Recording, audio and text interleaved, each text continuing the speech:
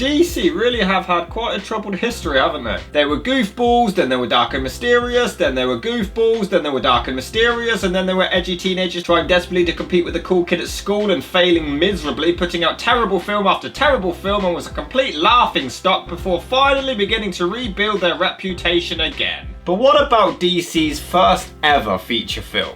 I mean, it's just shy of an hour, so it's debatable whether or not you can really consider it a feature film. It was the pilot to the successful show The Adventures of Superman, and it definitely does have a following. It was clearly low budget, but it has its fans, and it does have some kind of weird charm. Clark Kent, played by George Reeves, and Lois Lane, played by Phyllis Coates, arrive in town to report on the locals drilling an oil well. Unfortunately, they disturb some mole men who then investigate the new bizarre world, and yeah, this is a bit ridiculous. I mean, this does predate the Adam West Batman series, but at least that knew it was silly. This actually tries to take itself seriously. The mole men look hilarious, and yet they're supposed to be absolutely terrifying. Look at them! What are they, Oompa Loompas? They look like the green children of Woolpit.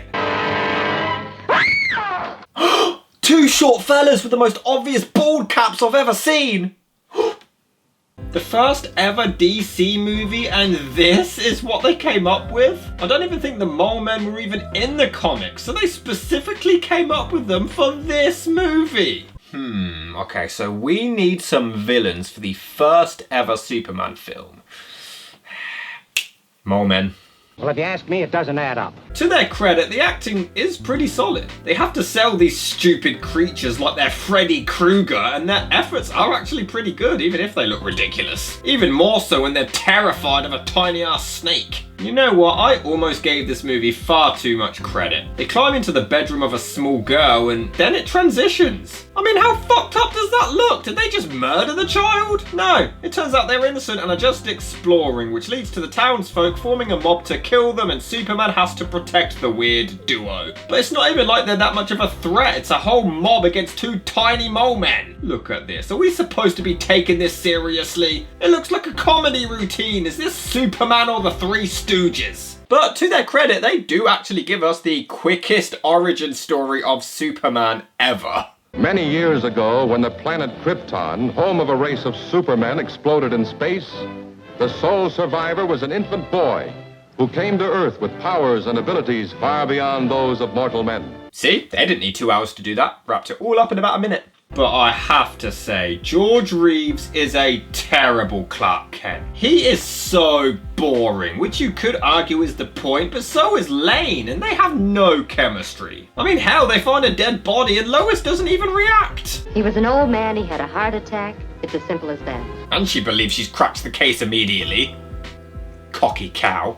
But Clark is the absolute worst at keeping his identity hidden ever. He literally takes charge and is nothing like Clark Kent. It's so obvious. Before you start anything, I'd like to warn you. These creatures may be dangerous. Is that right, mister? Now, who are you? My name is Kent. I'm a newspaper man. He even nearly lets it slip. Dr. Reed just removed the bullet from his chest. He's in there.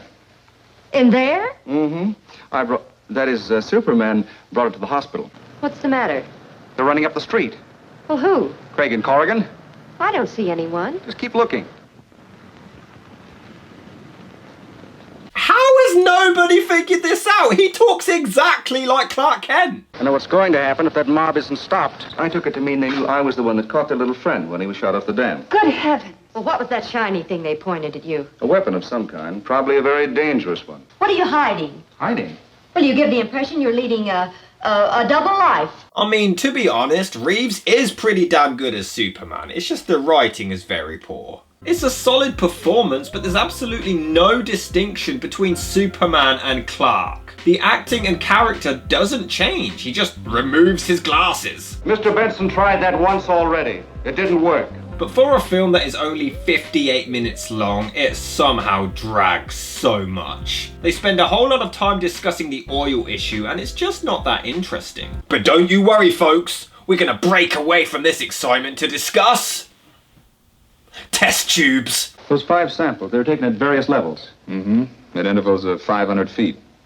Mm-hmm. And the radium content increases. Well, that's what scared me.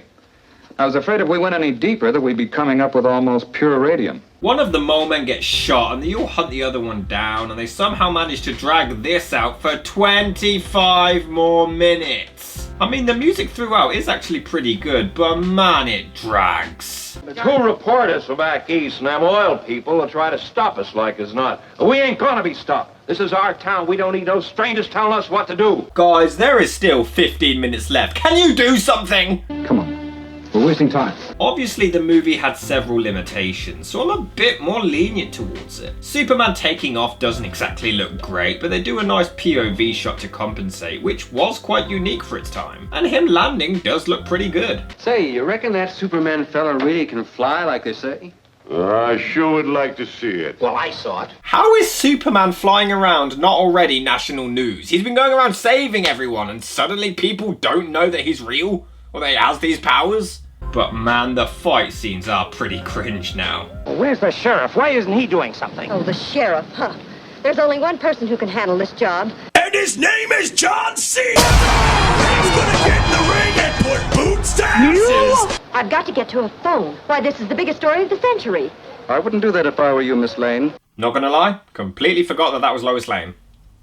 She just kind of vanishes from the movie, and then when she comes back, she just blends in with all the other characters. I must admit though, they set fire to a building with the mole man stuck inside, and it is actually quite sad. The music gets the sympathy out of you, and it is quite upsetting, even if they are hilariously creepy gremlins. It is pretty harmless. I do think they had their heart in the right place and wanted to deliver a decent message, mainly a metaphor for racism, in the 1950s, which is pretty ballsy. Then again, he also compares them to Nazis. Now I'm going to give you one last chance to stop acting like Nazi stormtroopers. Yikes.